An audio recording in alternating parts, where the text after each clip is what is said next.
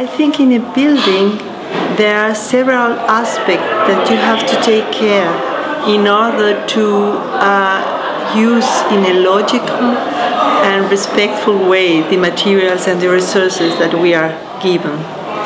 One very important is the materials. If you consider a project, you have a first period in which you are thinking about it and putting together a system.